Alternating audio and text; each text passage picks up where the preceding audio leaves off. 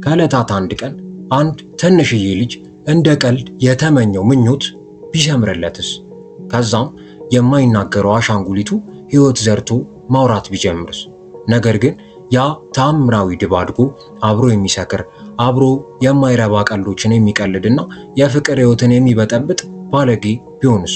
ዛሬ በዓለም ላይ የታየውን የመጀመሪያውን የሕያው አሻንጉሊት ታሪክ እንመለከታለን።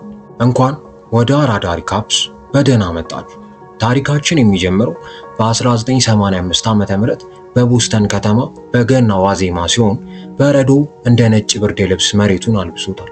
ብርዱ ደግሞ አጥንት ውስጥ ድረስ ዘልቆ ይሰማል። የገና መብራቶች በየቤቱ መስኮት ላይ ይርገበገባሉ። ነጎድጓዱ ደግሞ ከሩቅ እንደተቆጣ አንበሳ ይጮሃል። በዚች ምሽት ሰማዩ እጅግ ጥቁር ሰማያዊ ከመሆኑ የተነሳ የንጽህና ምልክት ይመስል ነበር። በዚህ ድባብ ውስጥ ነው ብቸኛውንና የዋሁን ጆን ቤኔትን የምናገኘው። ጆን በሰፈር ውስጥ ካሉ ልጆች ጋር ለመጫወት ቢሞክርም ሁሉም ያገሉታል። እንደውም አንድ ቀን በሰፈር ውስጥ ያሉ ልጆች አንድን ትንሽዬ ልጅ ሲደበድቡ አይቶ ሊረዳው ቢሞክርም እነዚያው ልጆች ዞሮ ጆንን በበረዶ ኳስ ደብድበው ያባርሩታል። ጆን ማንም ጓደኛ የለውም። ወላጆቹ ግን ይህንን ብቸኝነት ተረድተው አንድ ትልቅ የአሻንጉሊት ድብ በስጦታ ይሰጡታል።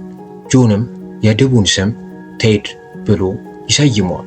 በዚያች ምሽት ጆን ወደ አልጋው ሲሄድ በሰማይ ላይ የሚበር ኮከብ ይመለከትና አንድ ታላቅ ምኞትን ይመኛል።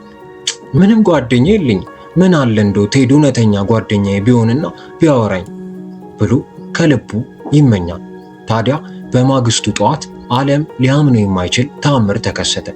ጆን ቴድ እወድሃለሁ ሲለው ቴድም እኔም እወድሃለሁ ብሎ መለሰለት። የጆን ወላጆች ወደ ክፍሉ ሲገቡ ድቡ ሲያወራ አይተው በድንጋጤ ራሳቸውን ሊስቱ ደረሱ። ከዛም የጆን አባት በድንጋጤ ይሄ የሰይጣን ሥራ ነው ብሎ ቴድን በጠመንጃ ሊበታው ቢሞክርም ቴድ ግን አትተኩስብኝ እንጂ ብሎ ሲለምን ሁሉም በድንጋጤ ደረቁ። ታዲያ ይህ ዜና እንደ ሰደድ እሳት በመላው ዓለም ተሰራጨ። ቴድ በአንድ ጀንበር የዓለም ታዋቂ ኮከብ ሆነ። በጋዜጦች የፊት ገጽ ላይ ወጣ። በታዋቂው የጆኒ ካርሰንስ ሾው ወይንም ዘ ቱናይት ሾው ላይ ቀረበ። ቴድ በሰው ልጅ ታሪክ ውስጥ ትልቁ ተአምር ነበር። ነገር ግን እንደ ማንኛውም ዝነኛ ሰው የቴድም ዝና ቀስ በቀስ እየቀዘቀዘ መጣ። ሰዎች ለምደውት አሬ ተራ ድብ ነው ማለት ጀመሩ። አልፎ ተርፎም ቴድ በአደንዛዥ ዕፅ ተይዞ እስር ቤትም ገብቶ ነበር። ታዲያ ታሪኩ ከ27 ዓመት በኋላ ይወስደናል። ጆን አሁን የ35 ዓመት ጎረምሳው ነው።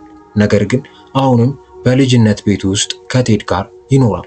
ጆን በአሁኑ ሰዓት ሊብሪቲ ዌንት ካር በሚባል የመኪና ድርጅት ውስጥ ዝቅተኛ ስራ እየሰራ ይገኛል። የጆን ስራ በየቀኑ ደንበኞችን መቀበልና መኪና ማከራየት ቢሆንም አእምሮ ግን ሁልጊዜም ጓደኛው ቴድ ጋር ነው። ስራ ላይ ያለ እንኳን ቴድ ከደወለ ፍላሽ ጎርደን የሚለውን የድሮ ፊልማቸውን እንዲያይ ስለሚያስገድደው በሩጫ ወደ ቴድ ቤት ይሄዳል። የጆን ስራ አስኪያጅ ቶማስ ጆን ሁል ጊዜ ከስራ እንደሚዘገይና ትኩረት እንደማይሰጥ ስለሚያውቅ ደጋግሞ ያስጠነቅቋል። ቴድ ግን ያ ለስላሳና ቅዱስ ድብ መሆኑ ቀርቶ አሁን ቀኑን ሙሉ ሶፋ ላይ ተዘርሮ ፊልም የሚያይ የሚሰክርና የማይረቡ ቀልዶችን የሚቀልድ ባለጌ ሆኗል። ታዲያ ቴድ እና ጆን አንድ የሚካሩ ትልቅ ፍርሃት አለባቸው።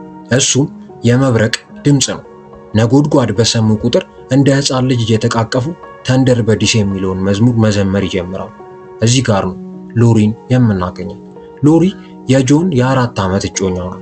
እሷ ቆንጆ ታታሪና በአንድ ትልቅ የማስታወቂያ ድርጅት ውስጥ ከፍተኛ ስራ ያላት ሴት ናት። ሎሪ ጆንን ታፈቅረዋለች። ነገር ግን ቴድ በጆን ሕይወት ላይ ያመጣ ያለው ተጽዕኖ በጣም ያስጨንቃታል። ሎሪ ከጆን ጋር ትልቅ የወደፊት ሕይወት ለመመስረት ብትፈልግም ነገር ግን ጆን አሁንም እንደ ሕፃን ልጅ ከድቡ ጋር መጣበቁ በጣም እንቅፋት ሆኖባታል።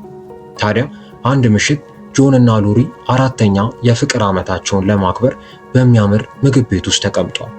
ጆን ግን ትኩረቱ ሎሪ ላይ ሳይሆን ቴድ ላይ ነበር። ቴድ በስልክ እየደወለ ጆን እንዲመጣና አብሮት እንዲጠጣ ይረብሸዋል።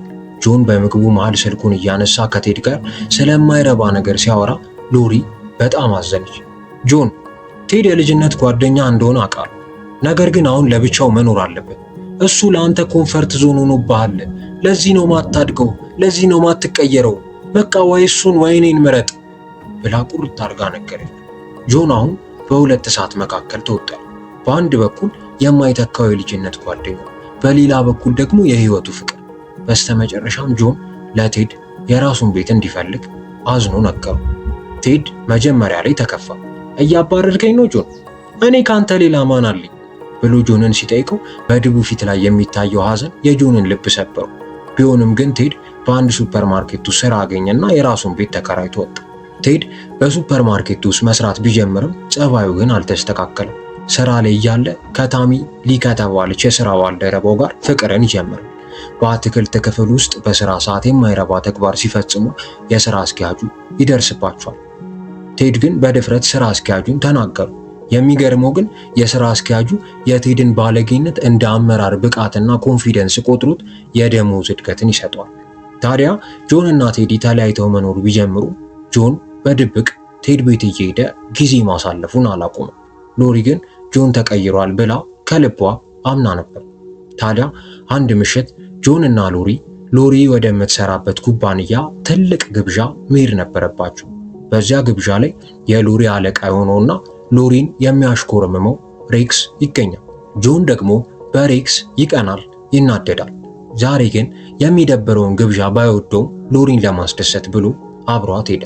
ታዲያ ግብዣው ላይ እያሉ ቴድ ደወለ። ጆን፣ ፍላሽ ጎርደን ሳም ጆንስ ቤቴ መጥቷል ነው የምልህ፣ ካላየው ሕይወትህ ባዶ ነው፣ አሁን የፈጠነ ተከሰት ብሎ በስልክ ያዋራዋል። ጆን ፍላሽ ጎርደንን ማየት የልጅነት ህልሙ ስለነበር ሎሪን ለ5 ደቂቃ ቢራ ይዤ እመጣለሁ ተዝናኝ ብሎ አሽቶ ወደ ቴድ ቤት በሩጫ ይሄዳል። ታዲያ ጆን ቴድ ቤት ሲደርስ እውነተኛው ሳም ጆንስ እዚያ ነበር። ጆን በደስታ አበደ። ከመጠጥ አልፈው አደገኛ እጾችን አብረው መውሰድ ጀመሩ። ግን ጊዜው እንደሄደ አልተረዳም ነበር። ሎሪ በግብዣው ላይ ጆንን ስታጣውና ስልኩን ስታነሳው የቴድ ድምፅ ከጀርባው ይሰማ ነበር። በዚህ ሰዓት ሎሪ በንዴት ወደ ቴድ ቤት ትመጣለች። ከዛም ጆንን በዛ ስካርና በዛ ሁኔታው ስታየው በቃኝ፣ አንተ መቼም አታድግም፣ መቼም አትለወጥም ብላ ጥላው ትወጣለች። በዚህ ሰዓት ጆን በንዴት ወደ ቴድ ዞረ። ይህ ሁሉ ያንተ ጥፋት ነው። ከአንተ ጋር ባልተዋወቅ ኖሮ ህይወቴ ይስተካከል ነበር። ለምንድን ነው ህይወቴ ውስጥ እየመጣ ምትረብሽኝ? ለምን አትሆኝም ብሎ ጮኸ። ሁለቱ ጓደኛሞች በሆቴል ክፍል ውስጥ እጅ ለእጅ ተያይዘው መደባደብ ጀመሩ። ከዛ ደግሞ ቴድም ጆንን እኔን የፈጠርከኝ አንተ ነህ፣ ብቸኝነትን ስለፈራ አንዴ የፈጠርከኝ፣ ማን ፍጠረኝ አለ እያለ ሲመታው ትዕይንቱ እጅግ አስቂኝ ቢሆንም በውስጡ ግን ትልቅ ሐዘን ነበር። በስተመጨረሻም ጆን ቴድን በቃ ከህይወቴ ውጣ እንዳደርስብኝ ብሎት ክፍሉን ለቆ ይወጣል።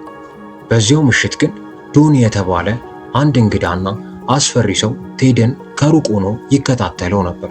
ዶኒ ቴድን ለመጥለፍና ለህፃን ልጁ እንደ ስጦታ ለመስጠት እቅድ ማውጣት ጀምሯል። ክፍል 1 የሚጠናቀቀው ጆን እና ሉዊ ተለያይተው ቴድ ደግሞ ብቻውን ሆኖ የአስፈሪ ሰው ዶኒ በሩን ሲያንኳኳ ነው። የሚቀጥለው የመጨረሻው ክፍል እጅግ አደገኛና ተስፋ አስቆራጭ ይሆናል። በሚቀጥለው ክፍል እንገናኛለን። አራዳ ሪካፖች ነን ለአራዳ ልጆች።